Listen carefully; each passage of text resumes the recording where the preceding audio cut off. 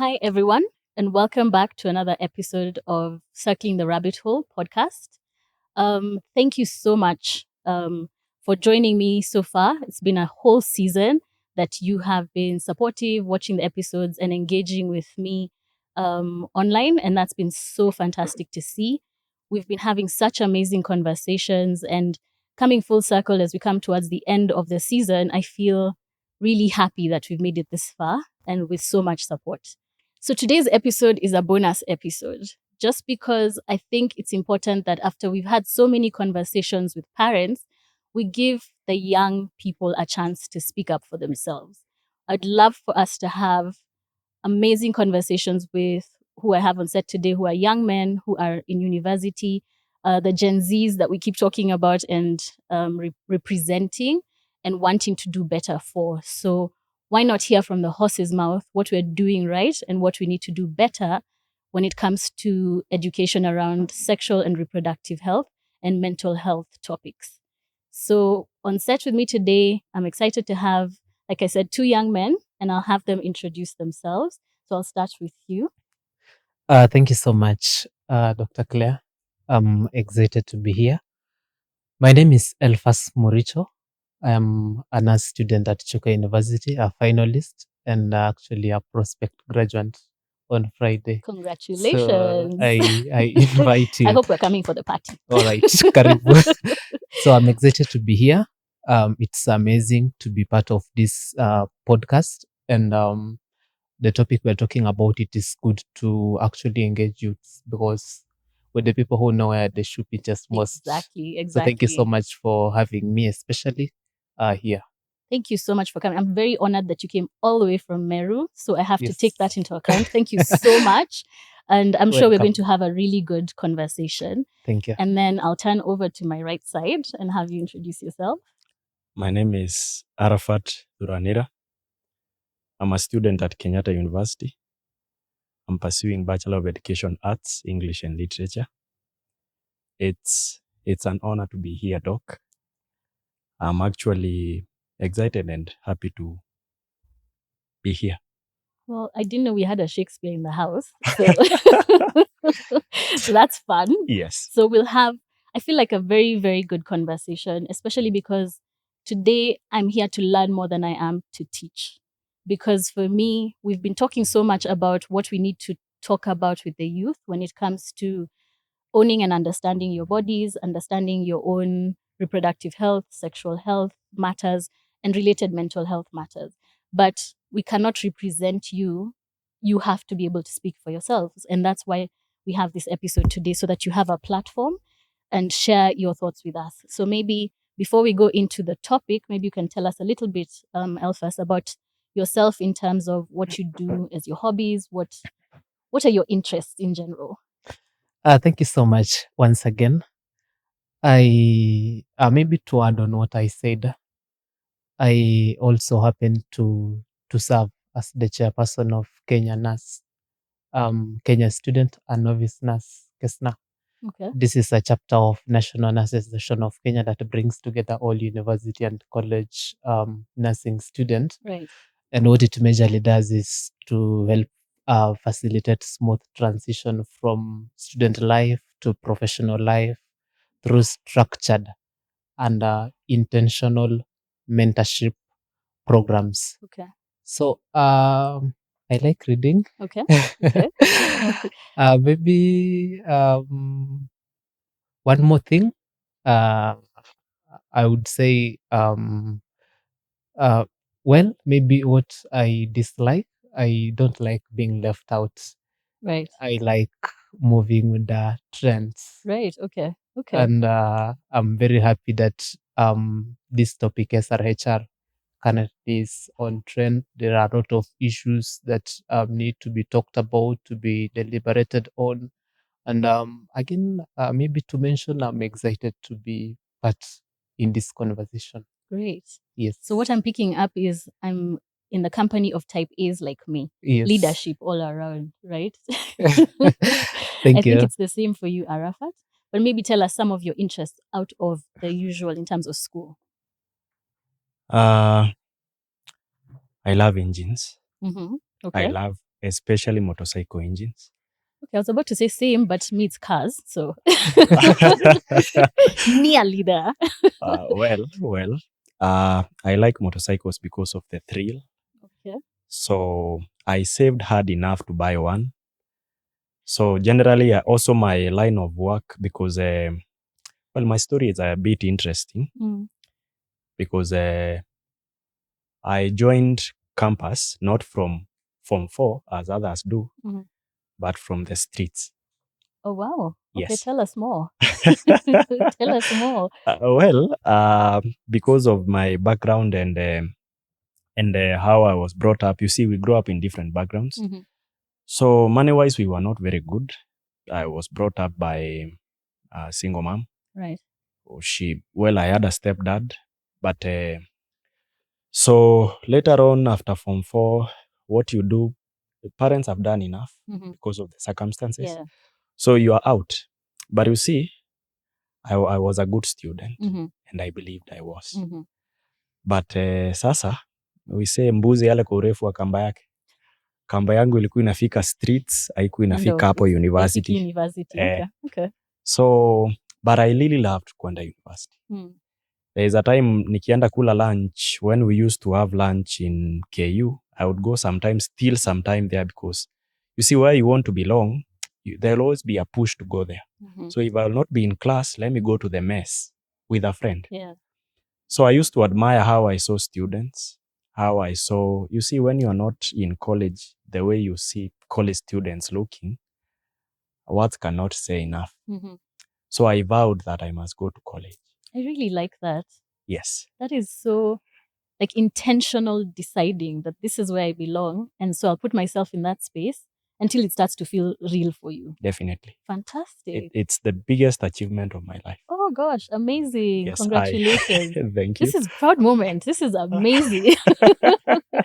Right, okay. And then see how far you've come, because you come on here to be able to represent. Exactly. But again, I fully understand you're also a leader in school. Yes. You're not just in school. You didn't just join university. You took it a step further and became a student leader. Exactly. That's amazing. So I joined peer counseling. I applied, joined, and purposely, based on what I've seen in the streets, the things I've seen happening, I've seen it all, trust me. Right. For the few years I've been in the streets, you see, after I went to school, I had to save for around close to 3 years for me to accumulate enough to join college. Right. Because I didn't want to afford fee for a semester and that's it. Yeah. So basically what I do, because I have to pay for my school fees, I do border business. Okay. So it's I like it because what pays for your bills and pays for your fees, you should have liking for it because it is what pushes you forward. True. Yeah, so I feel matters mental health, I have had it, I have seen it. Matters reproductive health, I have seen it on a practical platform. Right. So I feel that my observations and also my insights will play a role in enlightening people. Fantastic. Yes. So maybe just to go now into the topic, I'll start with you, Elphas. Yes. If you could give us a little bit of your journey in terms of growing up. Did you have anybody to talk to you about matters to do with your body and the changes that were coming during puberty?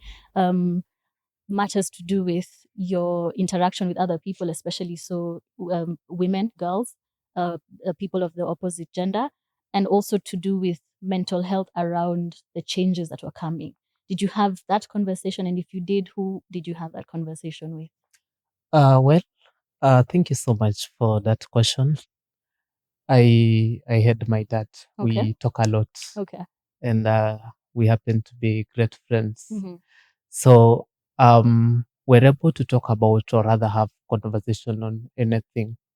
And in most cases, we would talk and even go further, dive deeper, and talk about issues of perhaps he knows what happens, and he actually would go further, share information about sexuality, he talks to me. I look at him as someone who's been there and really cracked the code. That's fantastic. Because at some point I imagine that was me now talking to my son. I would be uncomfortable.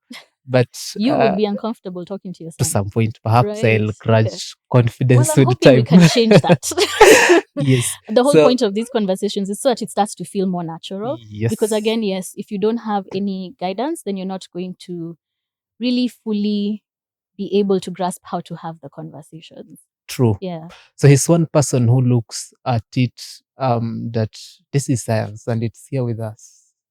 In as much as we talk about abstinence concerning issues of sexual reproductive health, but again, this is also here with us. So we've been able to talk about sometimes he asks me girlfriends if I have. Yeah. And they would advise me how he feels it should be. About contraceptives, you know, for us as boys and so on.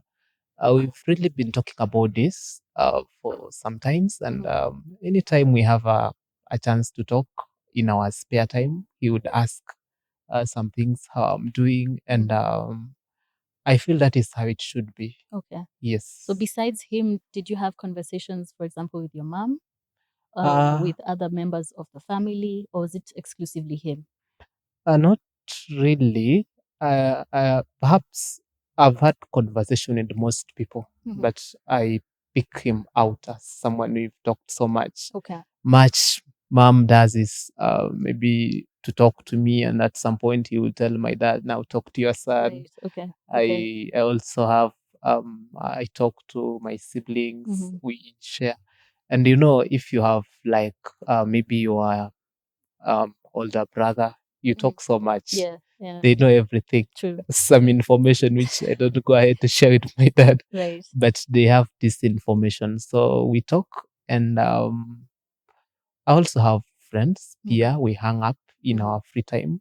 We can be able to talk about these things in particular. So I've had people to talk about this subject. Okay. And I feel I've grasped some information from them that I know it's very relevant and it's been useful along. And moving forward again, it would be useful to me. Yeah. I'm Yes. glad to hear that. And what about you, Arafat? Well, What was your experience? mine was a direct opposite to his. Okay. My parents never discussed anything. Right. Sexual reproductive health, Mental nothing. health, nothing. Yes. Yeah. I think I cannot blame my parents. You see, there is some misconception about discussing matters, sex matters, reproductive health, because of the connotation of sex being immoral or evil. So basically, it was never discussed to me by anybody. Right. Okay. So I learned anything I learned by myself. Okay. But the good thing is I'm naturally curious. I like to know stuff, and I like to know stuff the good way. So I knew most of the things about reproductive health through school. Okay. You see what we were taught. So I would go check more about it in the library.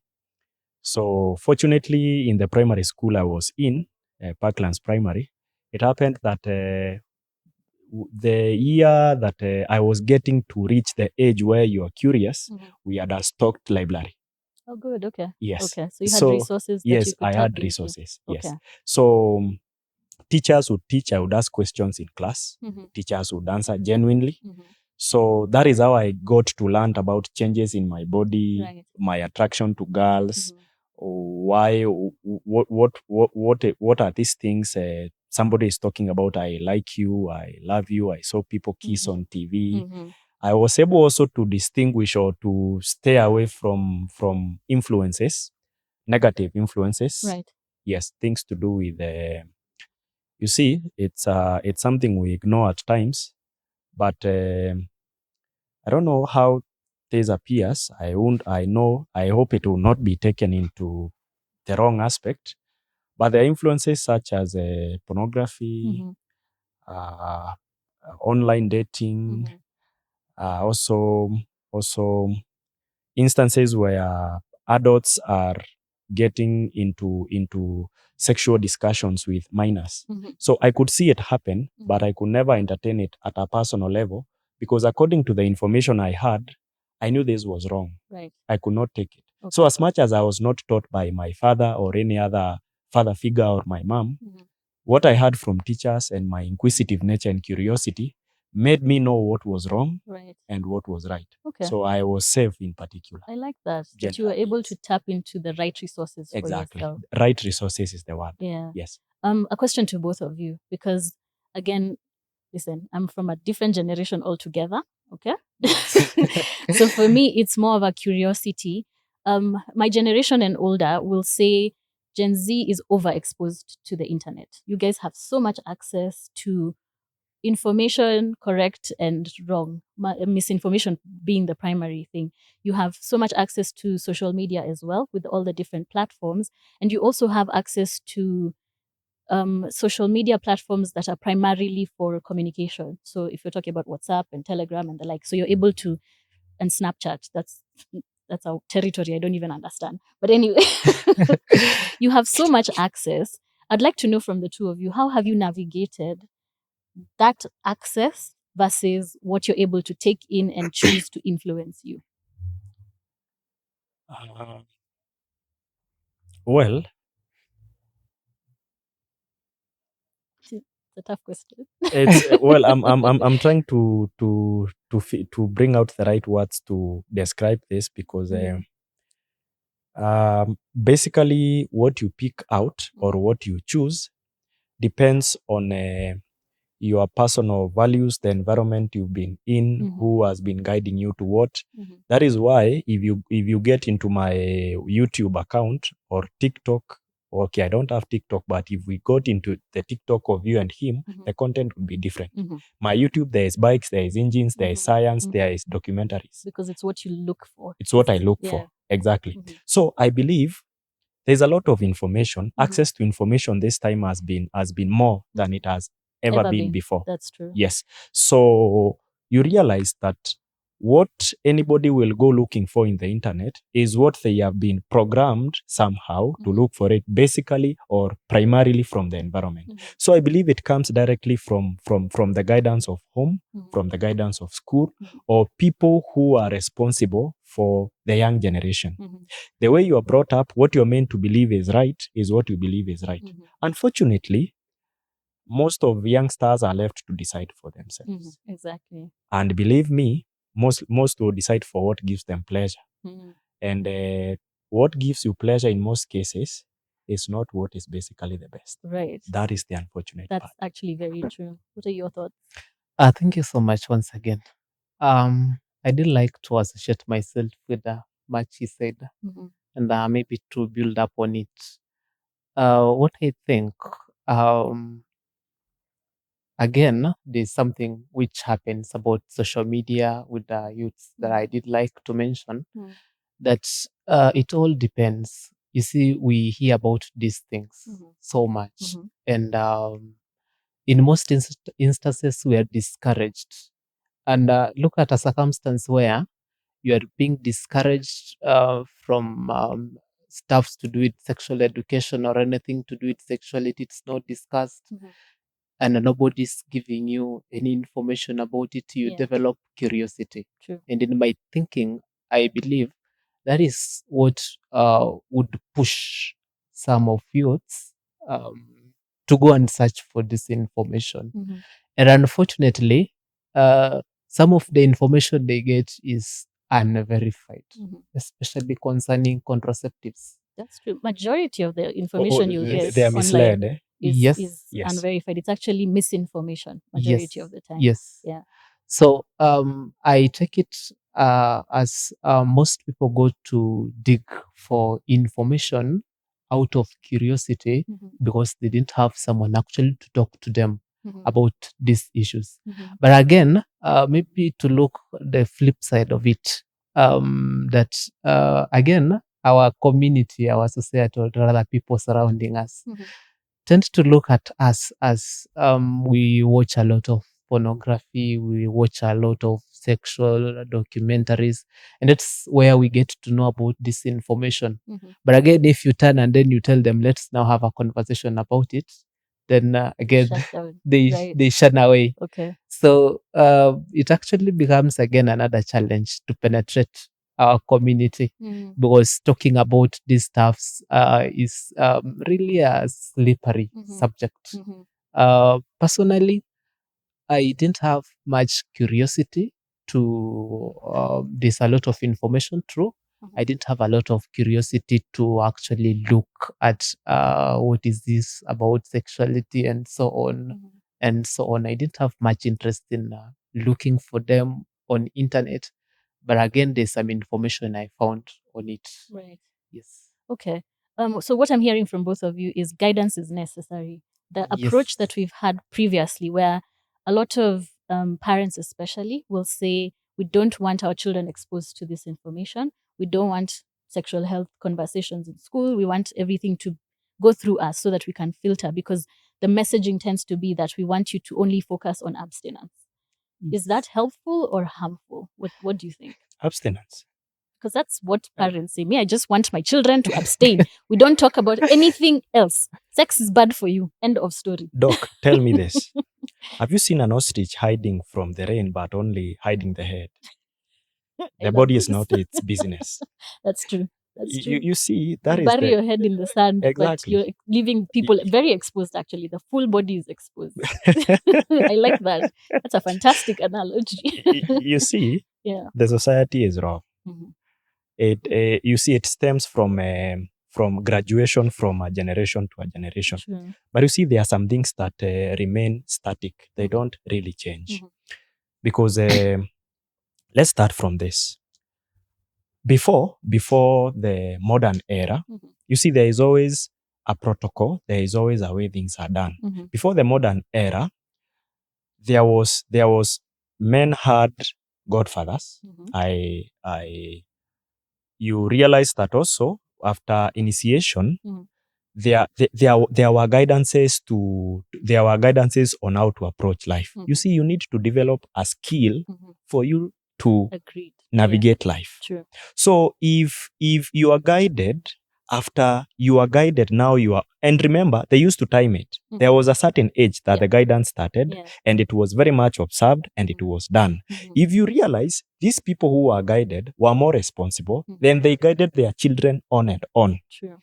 But now, when we came to the modern era, especially now the digital era where we have internet and everything, and people became busy chasing the bag, you realize that kids have no guidance. And you see, guidance it was something that was more than from the parents. There was the parents, there was the godfathers. It was a communal thing. Yes. Yeah. I remember when I was at home, I would easily be slapped around by neighbors if I messed up. Yeah.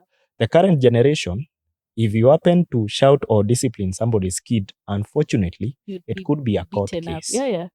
if it gets to court, it might Yeah. just be a beating there and then. Yes. Which is actually a big contrast, because not only have we taken away the ability for others to teach our children, we are now even tying the information that's available. I don't even want to give them access. Exactly. Imagine restricting others from now guiding and also tying the information. So what you are doing, you are leaving your kids to the dogs. Yeah, I'm a literature student, so allow me if I'm a student of literature. So if I use figures of speech, it's fine. Absolutely, I love it. So you realize it becomes hard to tell kids reality. Then kids would be told reality because that was the tradition. Sure. Currently, it's becoming so wrong. It appears to be bad. And now because society no longer takes part in nurturing kids, parents have become very busy. Kids are left, even teenagers, even some who are graduating to adulthood, they are left vulnerable. They are not taught the dangers of pleasure. They are not taught the dangers of carelessness. They are not taught that for you to achieve, you need to work. They are not taught what to avoid and what not to. So they are left at the mercy of whatever information is true. And I feel like it's given also to them. it's even worse because they're left open for exploitation.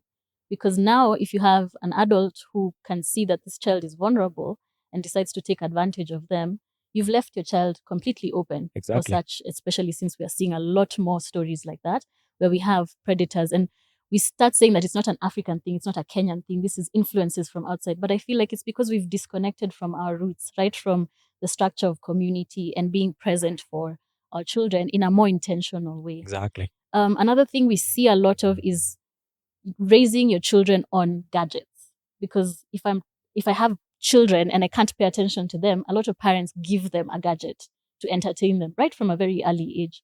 And then later, when you don't know what they're doing online and you're not aware of the exposure they've had, you're surprised.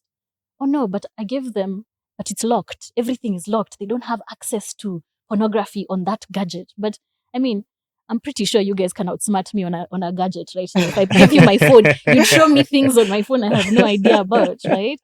So I think it's unfair to leave our children exposed as we have. Call it negligence. Let's be open. Say it Because out loud. if Say you it give out your- loud. I want parents to hear. It's negligence for me to buy my kid an iPhone, Mhm. for me to make them feel that I am more of a parent. While in actual sense, if you're buying the iPhone to distract the kid or to keep the kid from disturbing you, asking questions, Mhm. curiosity and stuff, or to keep yourself from now being the parent, you are outrightly being negligent. And it's unfortunate. Yeah. You will be to blame when that kid turns out to be exactly the opposite of what you want them to be. It is as simple as that. Right. Yes. Do you have anything to add? Maybe to comment something. Mhm. You see, what I feel Mhm. from my end that is, it's unfortunate is that we run away from realities. Mhm. You did ask if abstinence is good and it should be practiced. I said yes. Mhm. My studies, Mhm. abstinence is good.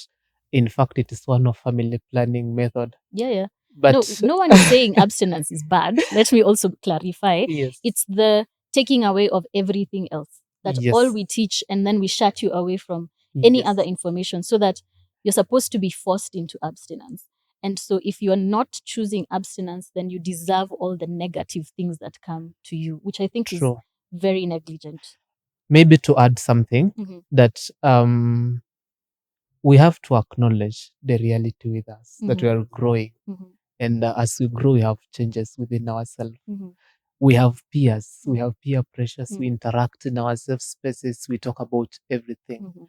And we did want, you see, at our youth to experiment such things. Mhm. So it is actually unfair for community to preach about abstinence alone, Mhm. in as much as it is good. Mhm. But we have to talk about everything. Mhm. Tell people this abstinence, tell people that there are these contraceptive methods. Mhm. Tell people that there are HIV/AIDS, and even break out of it. Talk about mental health, Mhm. how all of them can be, how all of them are related. Mhm. What actually happens as a major challenge is um, the information that majorly comes from, I would say, parents or the society on a larger perspective is limited Mhm. on abstinence. Mhm. And I take it that way uh, it's not being fair. Yeah. Because the intention seems to be, it's not, I don't think parents especially, come from a bad place. It's literally, I Yes. want to see how best to protect my child. And as far as I know, because I also have limited information, remember, we're Yes. not coming from, like you said, it's not a bubble. It's generation after generation. So it was handed down. So if during my time I wasn't taught by anyone anything other than abstinence, then how am I going to teach my children? And so that's a gap in itself, right? But then it's not enough to say that's enough. You should also inform yourself and educate yourself, because times have changed. True. And like we said, without guidance, like you said, the information is there. So how do I sieve through the information? You haven't given me any skills beyond access. You see, Doc, abstinence was discussed in the past, but even without discussing it, it had to be executed Mhm. because there were rules. Who will marry someone who is not a virgin? Mhm. And which girl will allow you to make them otherwise so Mhm. that they don't get somebody to marry them? That was then. Yeah. So there were rules in society which have been way loosened now. You see, because of trends. You see, the world is not fixed. The world is flexible. It's not static. So we work with circumstances the way they come. You cannot keep singing to a kid abstinence when they are talking about sex as they come from school. I mean, I'm sorry to say this, but it happens. You'll see teenagers discuss it. You'll see teenagers moving on the road holding hands. So really depend, and these kids are growing, these kids are curious. If you continue telling them to abstain only, you are wasting time. Right. You should be doing something better, like telling your kids the dangers of herpes, the dangers of gonorrhea. You will get AIDS when you are naked, the girl is naked, and you have penetration. That is sex, unprotected sex. Yes, because discuss it as it is. Tell it the truth. Call it honesty. Because if you don't, that is what will happen. Exactly as I am saying it. Your boy will be naked, the girl will be naked, somebody will get pregnant. Somebody will get HIV. Maybe the boy was born with HIV. He never knows. The girl gets HIV. If you would have told the kid, this is what causes this. If you have sex, unprotected sex with Njeri, with Jane, you will get AIDS, because AIDS is transmitted through or sex is one of the ways of transmitting HIV. If parents were to be open, now you see, the problem is not the kid. Kids are curious. Believe me, kids are curious. Human nature, yes, I have little brothers. They will ask you everything. And because I have gone to school, I also tell them everything. They have asked everything. I tell them everything. But you need to choose words. You need to know how to tell them. You see, the way you explain something to me, who is in Kenyatta University, attending lectures and reading big books, will not be the same way you will explain to my sister Gatweri, who is reading Peter and Mary playing football. You see, so you have to find a way, and kids listen. True. If you explain to kids keenly, you program them to know that this is wrong. As they grow, even if in future they are exposed in such, trust me, they will question. Right. They will have had some program in the subconscious that they were told this is wrong. That is why if, for example, I'm a Christian today, it's hard to make me a Muslim. If I was born a Muslim, it would have been very difficult to make me a Christian, because it was programming from a young age. If parents were to take the responsibility to tell their kids, this is how it is with sex, this is how it is with the related diseases, this is how it is. There are people out there who will befriend you and maybe rape you, because these days parents are too busy.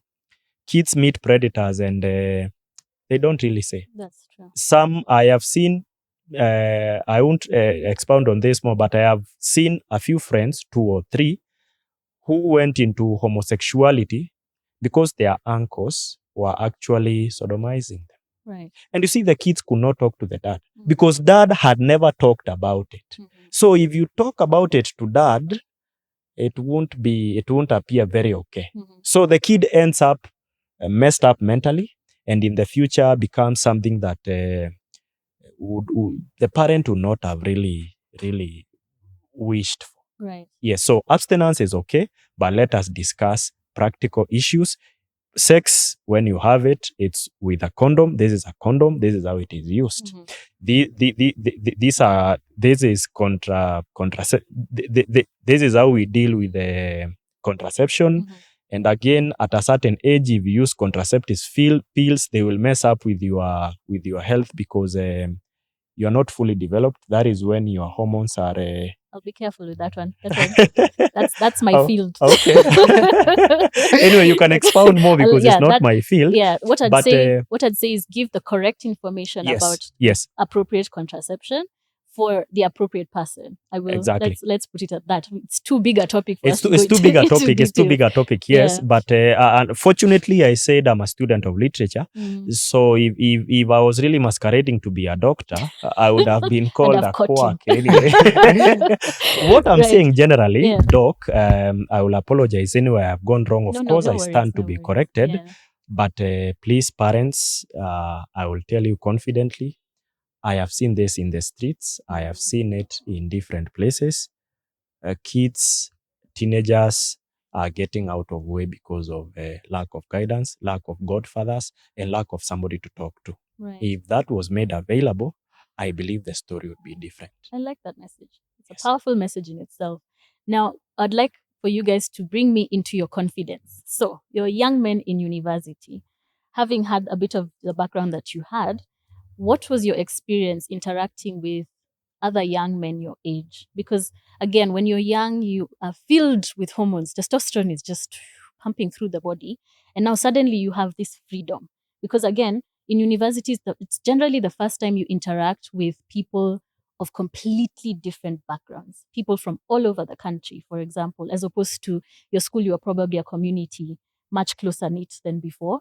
And now in university, you have the world in front of you and you have young men from other backgrounds as well. So, like, just the contrast between the two of you, your background and your background would be so different. And so, when you meet in university the first time, what was your experience like in terms of interacting? Because I imagine a lot of young men, and this is again just because I have the privilege of being a healthcare provider, so I've had these conversations, but there's a lot of bravado, there's a lot of I have to measure up as a man, and how that is calibrated, you guys know better than me. So me, I'm asking for like a sneak peek into the locker room conversations.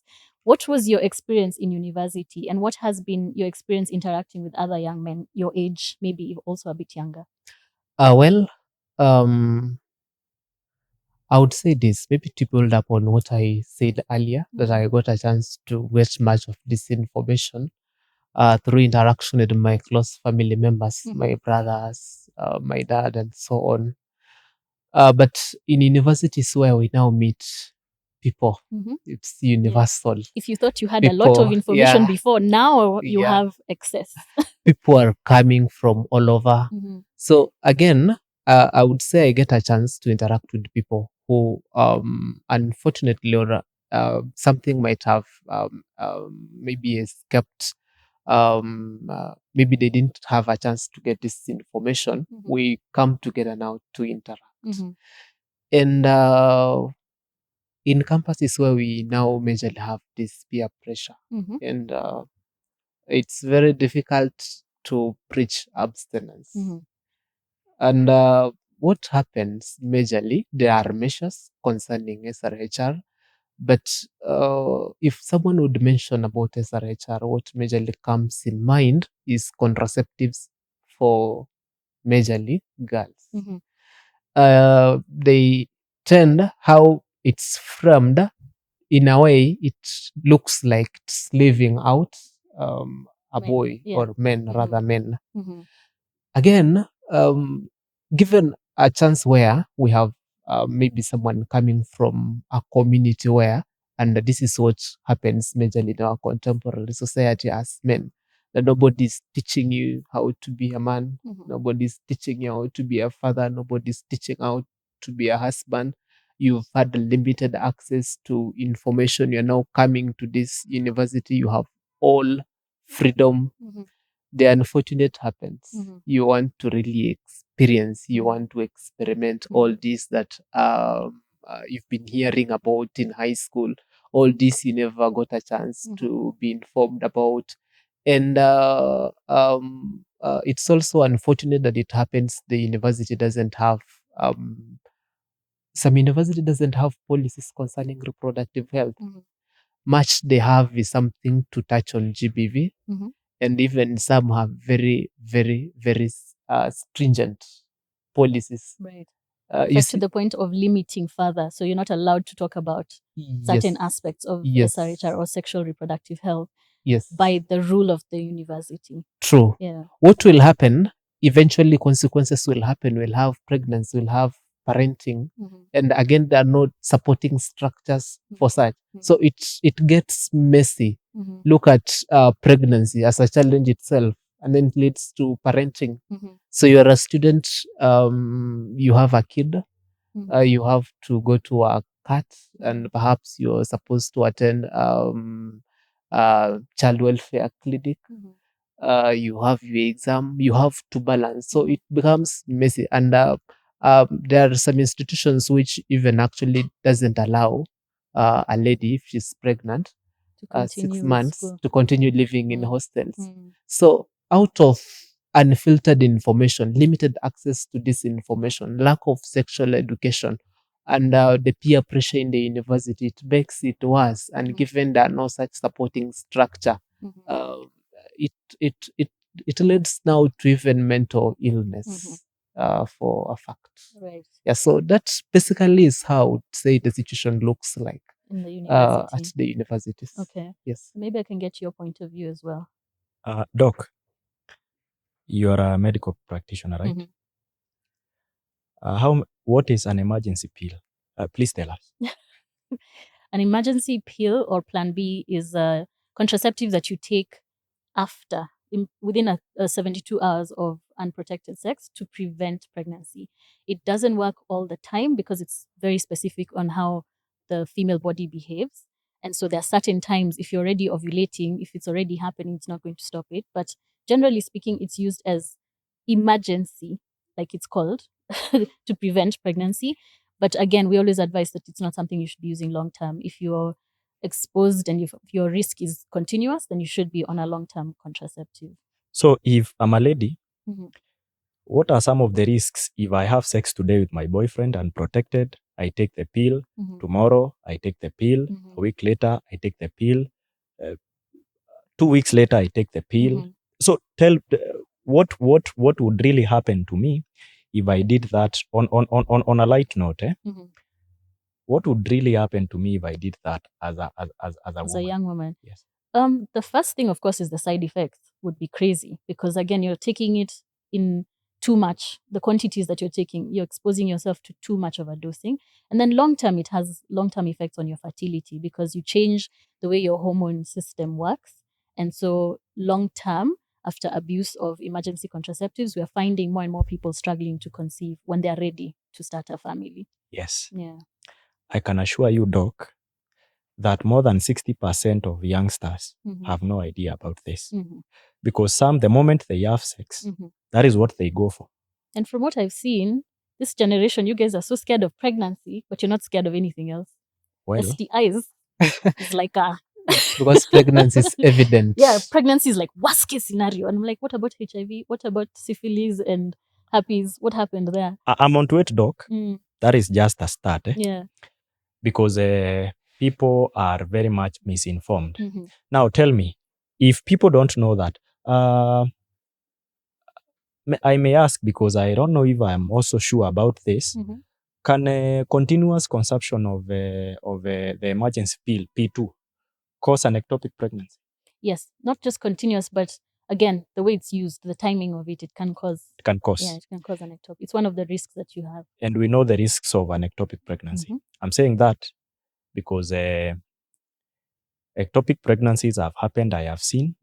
And I won't say it was the cause of, well, basically, let's come back to AIDS. If I have HIV today, the way I look, muscled, strong, can you really tell if I have HIV? But could you ever really tell that someone has HIV? I don't know where that...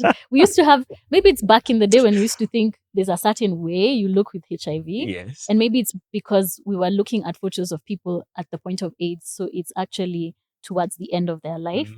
That is the picture everyone seems to have in their head. That if I look at you, nikikuangalia kwa macho, I will know that you're a carrier of XYZ. Forget even just HIV, of any other diseases. Which is one of the biggest scares I see now with young people, is assumption of safety. Oh no, anakaa poa, so I should be okay. Wewe ukai kuwa nayo. Exactly. Wewe ukai kuwa nayo. Exactly. But believe me, huyo mwenye akai kuwa nayo, that is the person who will not definitely, sorry for the language. But basically there are high chances of this person having it because you can't tell. Now, we have several STIs. And you see, to avoid herpes, gonorrhea, chlamydia, to avoid all these, among others, and HIV, and also a pregnancy, condoms play a good role. There is a high percentage that you will avoid all those by using a condom. But there is the misconception of if I'm done with sex and I go have a bath, Yeah. It is a misconception in college. I'm a student. Please Mhm. don't tell me otherwise because I have seen it. Mhm. I have also experienced it personally. I almost did it that way. Okay, I did it that way. Let me be honest anyway. Right. That if you clean yourself immediately after sex, you're fine. Yes, I had that. Imagine a whole me had that information Imagine that. when I was first joining college. Yeah. You see, Because again, if it's information you've had somewhere, you're going to believe it until you see otherwise or you learn otherwise. and it's so funny how you don't get to question such nonsense. Mhm. Because how would I believe that? It is until I became a peer counselor and we had training Mhm. that we were told how absurd such information True. such True. information is. Yeah. So you assume that simply because you've had sex with someone, you go have a bath. Well, there are some people who will argue that when you are circumcised, there are chances of reducing the spread of AIDS. Mhm. But there are many people, millions who have had AIDS or hundreds of thousands who have had AIDS and they were circumcised. Mhm. So you cannot justify that on this simple. You see, people like justifying bad situations with certain excuses that they know very well are a lie. Yeah. So basically, in university, there is carelessness, a lot of carelessness, Mhm. and many people cry about it later. People go get drunk. I will be sorry about what I will have to say next. And they have orgies, they have threesomes. Parents don't know this, but they should know. Listen, I want them to hear because when us guys say it, us in healthcare, who treat these scenarios, Yes. when we say it, we are making it up. Or we are spreading propaganda and we want to teach children about sex when they're not ready for it. I actually wanted to, that's why I have you guys here. I wanted to come from the horse's mouth because it's been many, many, many years since I was in a university. So it's good for me to have you guys come and speak up for yourselves so that Yes. we understand what we are doing wrong or where the gaps are. Now, you see these orgies, gangbangs, and careless sex, it stems from something else. Okay, it's we are discussing Listen, facts. yes, I'm not am I refusing. being In fact, I'm insulting, very really? no, I'm very happy that you're able to talk so freely. Please go right ahead. I'm actually very happy that you are. Yeah, so you see, people do these things when they're intoxicated, Mhm. when they're into drugs. And you see, apart from kids lacking guidance about sex, kids also teenagers lack guidance about, and young adults lack the guidance about issues affecting them, somebody to talk to. Mhm. There are reasons why somebody who is in college not earning money, depending on the parents' money, the stipend from the government, Mhm. this little money they use it to go drink themselves silly. Mhm. They have not been taught on how to handle and manage stress. Yeah. So you realize that when they have a problem, they want to get high so that you can put the problem temporarily on hold. Mhm. The moment you do that, the release of dopamine, the feeling of excitement, you want more. Mhm. And when you're intoxicated, you are not in your right state of mind. Mhm. So you can easily be influenced. You are not in a position to make should I call them upright decisions? Yeah, your judgment is Your impaired. judgment is impaired. Yeah. Yes, it is fully compromised. Mm. So in that case, you realize that now because of the way you were brought up, nobody talked to you, you were given a phone to keep you away, you were never taught on the difficulties of life, Mhm. you were never prepared for such. When you go to college, there are heartbreaks, there is the stress of exams, you are failed. It is okay to fail. Yes, it's never wrong.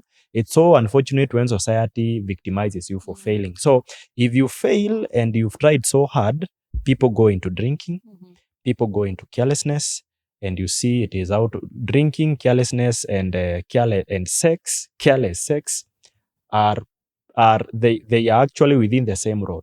Yes. So you realize that in campus, people happen to get into these sex related problems and mental health because generally it could stem from home and it could stem from lack of follow up and lack of a personal responsibility from young adults in college. Right. Yes. Another question I have, because it's especially to do with the mental health side. Who do young men talk to when it comes, like you said, we no longer have godfathers. We no longer have the influential males taking the lead in having these conversations with you. So who do you speak to when you're struggling? Let's say, for example, like you said, you failed an exam, or you have questions about sexuality or your sexual health. You have a girlfriend and you don't know how to navigate the scenario. Who do you guys talk to? That's the question I have. Well, maybe I begin by mentioning something that most of these consequences we have that even lead to mental health just stem to something that could rather be mitigated. Mhm. When you talk about much about sexuality, Mhm. we talk about disinformation in silos. Mhm. We talk about HIV on its own. Mhm. We talk about contraceptives on its own. Mhm. We talk about uh, abortions on its own, Mhm. but we don't go further to look at it how it's actually related, Mhm. how one leads to another, Mhm. and even break out of it and look at mental health. Mhm. So in most cases, it just stems from issues on a relationship, Mhm. mental health in Mhm. universities, Mhm. and that is what a larger percentage would account for. That's Right. what I would say, Right. and maybe examinations, as you said. Yeah. So you asked who we talk to. Mhm. In my institution, we have a peer uh, counseling group. We Mhm. also have qualified counselors. Mhm. But again, a question comes: are students aware Are they, about? are students aware, and are they using the facilities? Yeah. Yeah. What majorly happens? Students are aware. There are counseling services. They know counseling offices are there, but they don't utilize them. Right. They just ignore. Okay. In most circumstances, they'll share with their close friends. Mhm. If maybe there are father figures who are perhaps lecturer, they may go ahead to share with them. Mhm. But there's high rate of underutilization of counseling services provided by the institution. Mhm. Perhaps I would assume they could be, they could not be youth friendly. That is Right. assumption I Okay. might be making. Because I was going to ask, what do you think the hindrance is? That what's the problem? What's leading to young people not using these services? Well, Okay, it could be that they don't know about it, or they feel maybe that gets stigmatized if they're seen going to such a facility. What are your thoughts on it? such are reasons. Mhm. And according to my observation and how I feel as youths would want, Mhm. we talk about very many, I mean, we're thinking about very many things Mhm. that we should not just be looked at from a health perspective. Mhm. I think someone that is thinking about bundles for internet, thinking about hanging out with their peers, Yeah. having some Being safe space, fashionable, being going to the fashionable. latest joint that Yes. there is. So Yeah. if we have a problem, we did like to have a point where we have one shop stop. Mhm. Then I'll go to a point and then I'll get all services. Okay. Look at a situation where you are going for a counseling services, you go get someone you're in a common age bracket, Mhm. someone who you feel this one would best Would understand this right. information. Yeah. All the services you want are in that place, Mhm. and perhaps something like a standalone clinic Mhm. where you'll just perhaps meet fellow youths Right. in that place. Right. But if you look at the structures in most institutions, Mhm. they lack such. Mhm. Number one, So the services are not youth friendly or yes, youth oriented. they are not youth oriented. That's Right. what I would say. Right. Number one, you will find you may not get all information that you want. Mhm. Last time I checked in our school dispensary, there were only long-term family. I mean, short-term Right. family planning contraceptives. Okay. You'll not get about long-term. Mhm. That means you'll not get information about it. Right. Right. If you were to go to counseling services, you'd find someone who, instead of giving you information, they'll start preaching to you. Right. They start They telling tell you you the that best way to live your life. yes, to abstain, and so Yeah. definitely we would avoid. Mhm. We know counseling services are there. We have mental health, but we will avoid them. And Mhm. unfortunately, this has even been worse and even leading to some cases of suicide Exactly. Yeah. among students, And which shouldn't have been we're seeing cases. actually a much higher rate among young men, which is why I'm asking the question: Yes. who do you have as a resource to talk to? who do you feel like you have access to, who you can rely on and depend on? Because it seems like we sort of have a little bit of an epidemic of sorts, where young men, we're losing many, many more young men True. to the inability to talk, or to not having access to somewhere to be, you feel like you have a safe space that you can communicate about what you're struggling with, and you're able to get help for it. True. And so you're forced to feel like I have to fix everything myself. And so since I'm stuck and I can't find a way out and I feel completely trapped, then the only way out is, taking your own life, which is the worst case scenario, because Yes. it's devastating to lose such a young life from gaps on our side, right? Yeah. And what about you, from your side? From my side, I am honestly grateful and thankful to Kenyatta University. Mm-hmm. We have, I would say, the very best. Right. Peer counseling is taken seriously. Fantastic. Trust me, Okay. I have solved cases. Mm-hmm. We have solved cases, and statistics have shown that in the health unit, we are directly connected to the health unit. Mm-hmm. The director health unit services, Dr. Wari, is also our director. Mm-hmm. Our patron is the VC. Mm-hmm. You see how seriously Yeah, we are taken. yeah. So we are given a whole room. I Mhm. personally have an office. Mhm. You can imagine a student That's fantastic. having an office in Kenyatta University. Yeah. We have a whole room in BSSC, room 272, a whole room. Mhm. It has different modern cubicles Mhm. there for conversations on anybody who wants counseling on Okay. anything. Okay. The school trains us. Mhm. I remember they used a budget of over 2M to Okay. train To us. train. Yes, Right. when we were joining. Mhm. To be a peer counselor, you need to register, Mhm. send your CV, Mhm. send your cover letter. Mhm. It's like applying for a job. It's a job, Yes. yeah. Because again, it's a serious It responsibility. is, yes. And Yeah. to make sure it's a responsibility, nobody pays you for that. Right. Yes. So you have to, it has to be from your heart. Right. So when we applied, there were those who were shortlisted, Mhm. and among the shortlisted, there were those who qualified. Mhm. A whole 75 qualified. Mhm. They were trained by experts on different fields. Right. You see? Like that. Yeah. Yes. Yeah. We were trained by experts on different fields. It was, personally, I view it as something great in the university, because pregnancy levels, according to statistics, went down tremendously. Like, it was very noticeable. Mhm. We were in the health unit the other day when we had one of our partners, Pathfinder.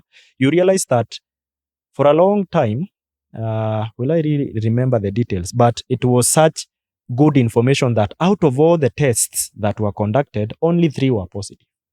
Only Wow. 3. It's only that I cannot remember the exact details, Mm. but it was something to be proud of. Right. Right. It's unfortunate that there were the 3, but it's also joy from the very many cases that were there before. This yeah. is what we have. So you're already impacting in a very positive way. Yes. Yeah. We go supplying condoms every Friday in hostels. Okay. We make people realize that we carry condoms. It's nothing anymore to be considered as evil. True. We carry them actually. I have one in my bag anyway. As it should be. As it should be. That should be normal. And it should be normal not just for young men. It should also be Yes. normal for young women. It should be, exactly. Yeah. Actually, during training, Mm.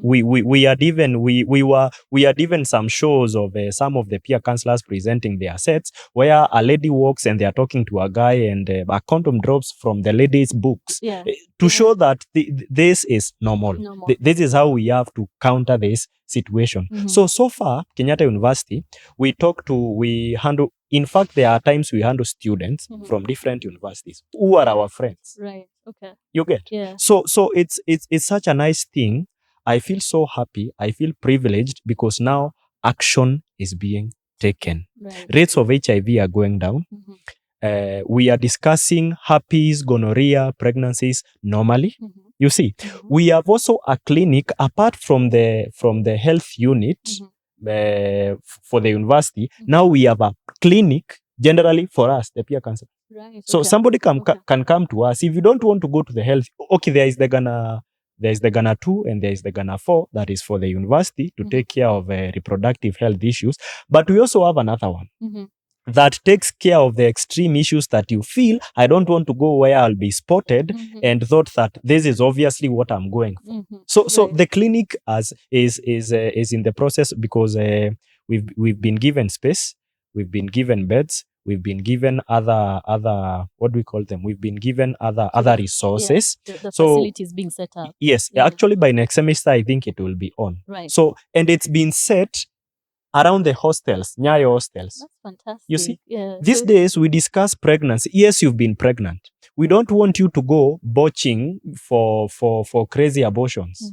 We a problem. You see, when you read Chinua Achebe's book, he says when there is an ego that has come to the chicken, or rather to take chicks from the chicken, you don't go scolding the chicken. You chase away the ego first, then you're left to take care of the chicken. So in this case, somebody has become pregnant.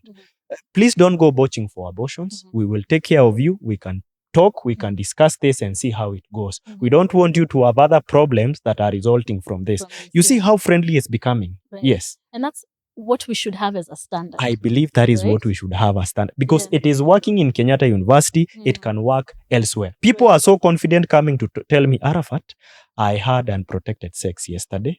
Please, can you help me? What should I do? Right. I mean, it has happened. I had it. I was intoxicated, bro. What should I do?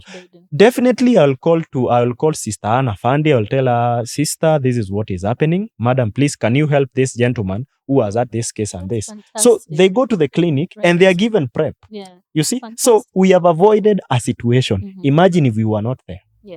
Imagine if this awareness was not there. It's not even imagine if you're not there. Other universities don't have such programs. Yes, right? yes. Other places don't, other students don't have any access. Like just what you were describing from your side, you just don't have the access. And you can see already how much that facility is changing the narrative.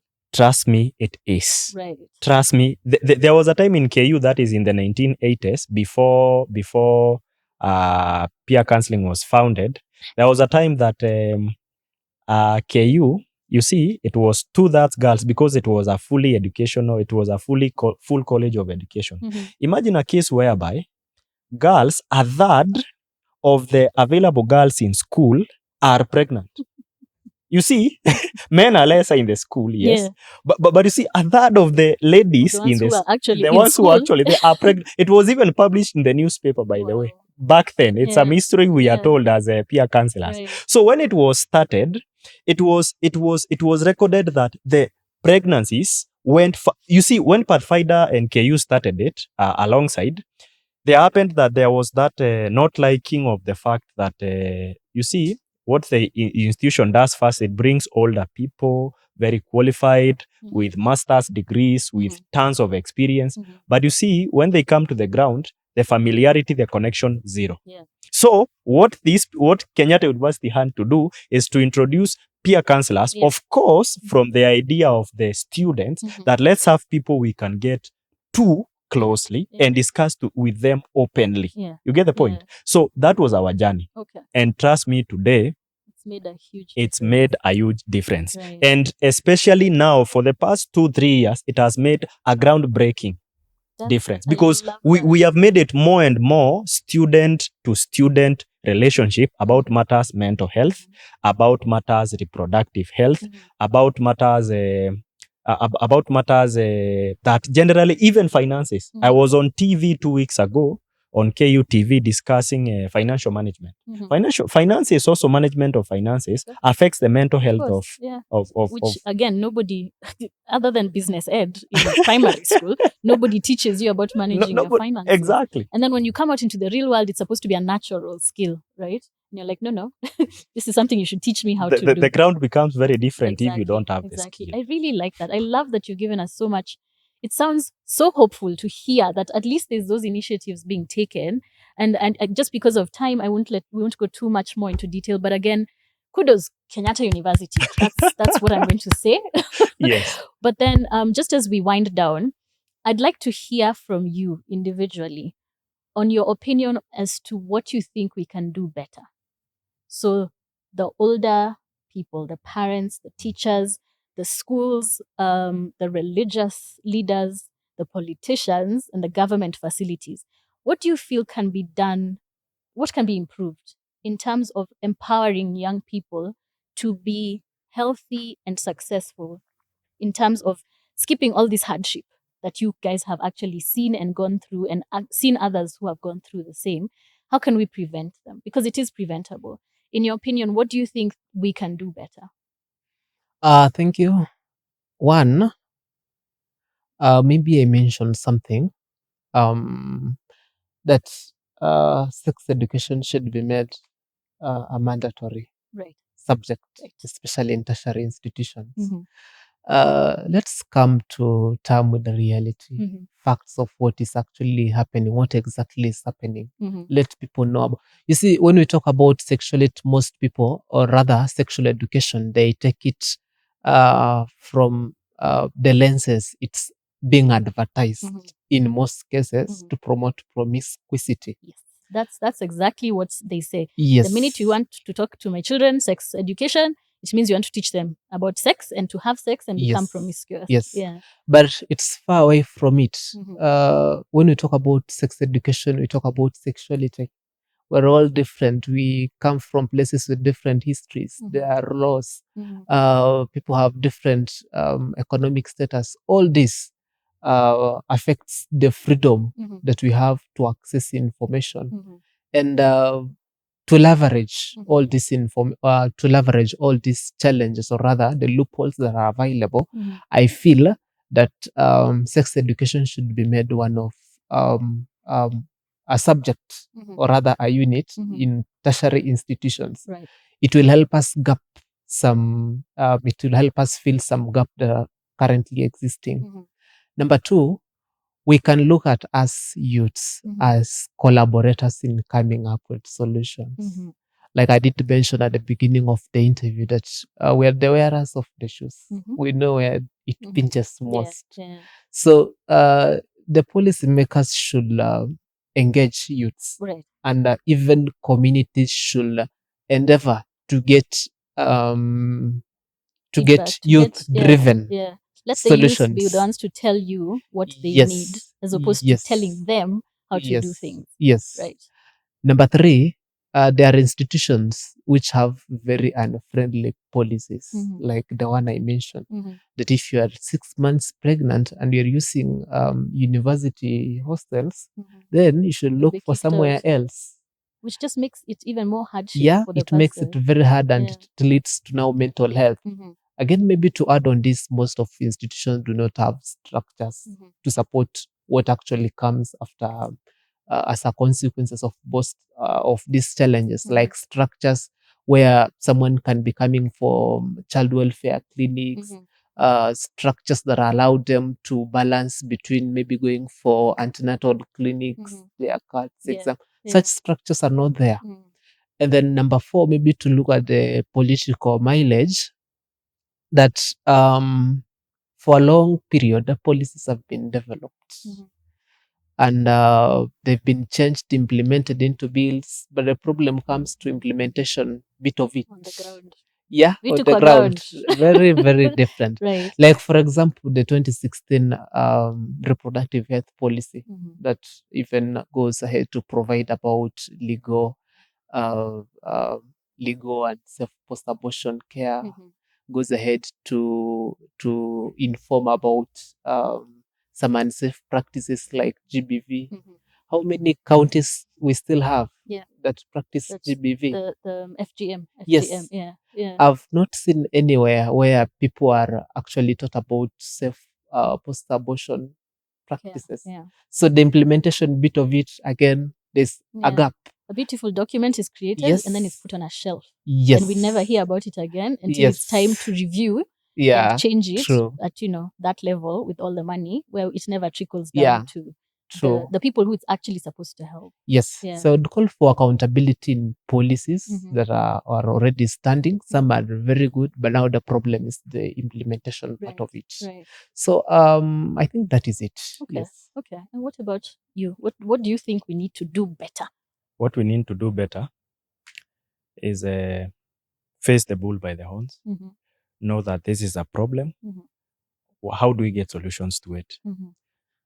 Let us go to apart from the parental level and the community level, Mm. so that you see, in most cases, when you want to create awareness, you show it on TV, Mhm. you write articles, Mhm. You even actors even come up with skits that mirror what is happening in society. Sure. So, like we are doing in colleges, I would encourage everyone to take what I discussed about Kenyatta University. That is number one. When we talk of churches, let us not capitalize on when youths meet. We are talking about a tour. We are talking about a trip. We are raising money to have a party.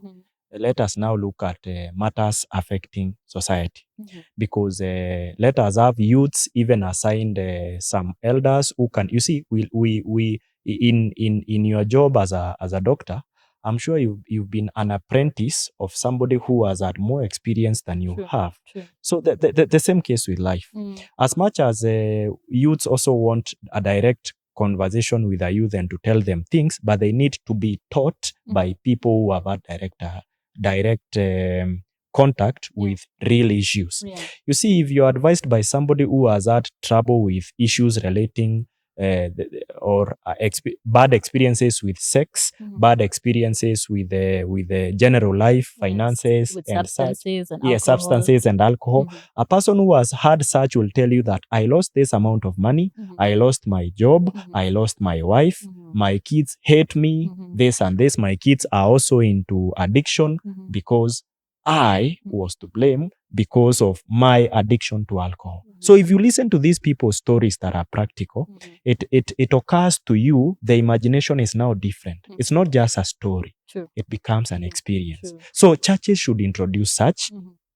The community, when people sit in community forums, they should concentrate on what is happening to young people in the community, because these young people will soon be old. And remember, even fools get old. So imagine fools getting old. What will happen now to the generations what happens to the behind generation them? that follows? Yes. So before there is trouble, let even the government implement ways of maybe in terms of blogs, in terms of I'm talking of blogs, and encouraging and creating an environment whereby what is being showcased to people, even in the education system, are practical things that generally affect society. Let us not go so much into making money. Let us not go so much in enticing people and telling people what we want them to hear, but literally ignoring real issues. You get? Churches, the government, actors, let them act on the effects of what happens to stories with AIDS, stories with people suffering, because there is somewhere where when I talk of mental health a little bit, society expects me at this age to be when I'm out of college, they expect me to have a BMW, they expect me to have a house, they expect me to have a very beautiful girlfriend that I am funding everything. But let me ask you. No, it's true. It's very true. true. You see, let me ask you, now this is practical. Society will, or personally also, what is being created in us is that you should have this at this time.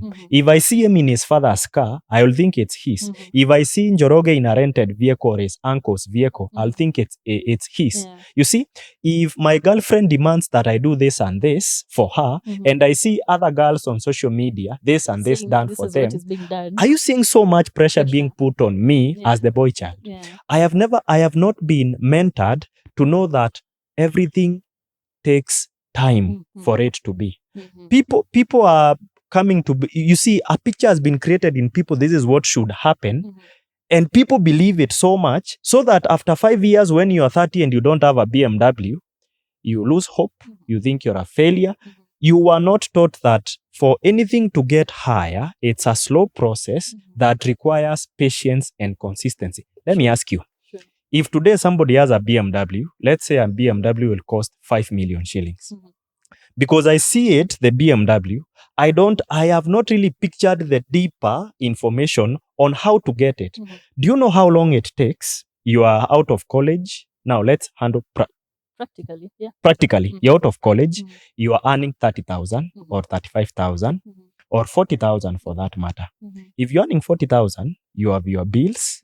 You have other things to take care of. So how much would we say somebody responsible would be saving when they are earning around 40,000? Let's give them 10,000. Let's say this person has paid their rent. Really tying themselves. Really tying themselves. Disciplined. Yes, very disciplined. They've saved 10,000. Now, we are saving, we are trying to see if we can get to the BMW. In a year, how much will 10,000 be if you save it religiously for a whole year? How much is that? 120,000. You see? Yeah. How much how much in 10 years? Yeah.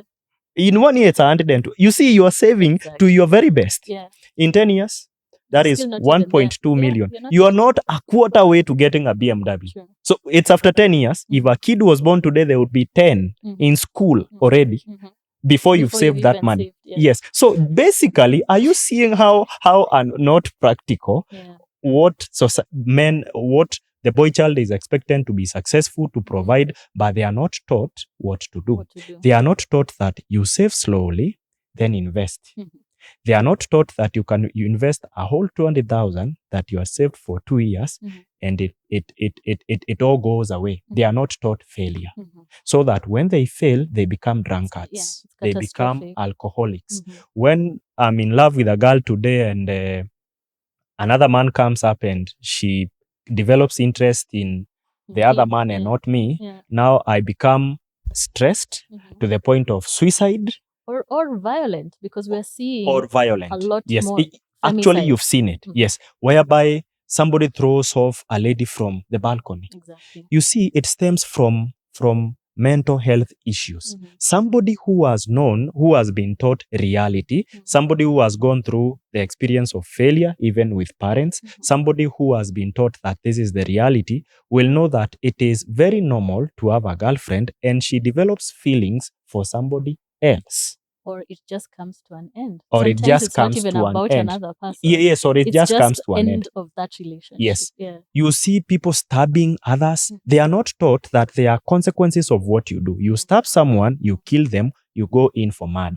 So apart from now killing someone, that guilt, and also the act of taking away somebody's life, you, for the rest of your life, you'll be in prison. You've lost your life, yeah. You see, it's lost yours.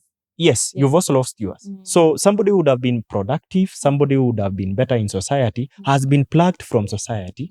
Because you see, for you to kill someone or for you to commit suicide, it does not just happen. There has to be some problem with you mentally. But you see, it comes from being nurtured from a parental level, from a community level, and from the environment that young people are growing in. Right. There is too much pressure, but I would tell someone, stop creating a lot of side shows in your mind. Just, you can never go wrong with the basics. Right. Just work hard and know that there will be disappointments, there will be frustrations, there will be failures. And this is how to cope with those situations. Exactly. Because we have to arm them with the skills. People have to, I told you at the beginning that life needs a skill for you to navigate through it. There is a person earning 20,000 and they are happy with their life. They are progressing slowly and eventually they'll be somewhere. Somebody else is earning 58,000 and trust me, they are very frustrated. They are unhappy. They think they are failures. And in the end, you become what you believe you are.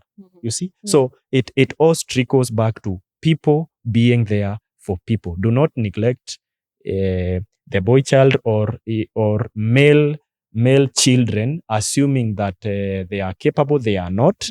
They don't have guidance. They actually don't know how to navigate life. Let those who have had experience with life be the guide to these who are now crossing over from being children to being adults, so that we can have a meaningful society. It starts with us, parents. It goes to society, it goes to the government through imposing policies that are practical. Yes. Okay. Thank you. I love it. Straight from the horse's mouth. And that's the point at which we'll bring this episode to an end.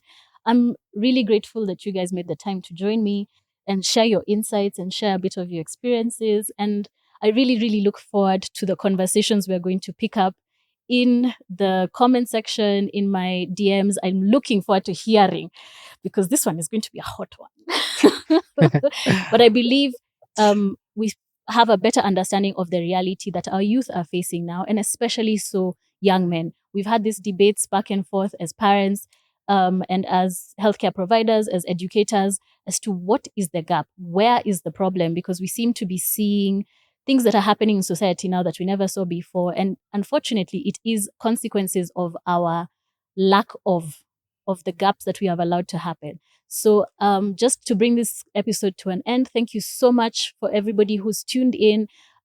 Please look at see the description box for all our social media handles. I'll include theirs as well for anybody who wants to have further interaction with them or further conversation. You guys can see some potential employers just watching you like this. And I look forward, again, thank you. I'll keep saying thank you for engaging with the podcast so far for a whole season. And I really, really look forward to having more conversations such as these, to continue to hold space on this platform and to continue to hear feedback from you. And hopefully we start to see big changes in real life situations. And it's at that point I'll say goodbye and see you again next time.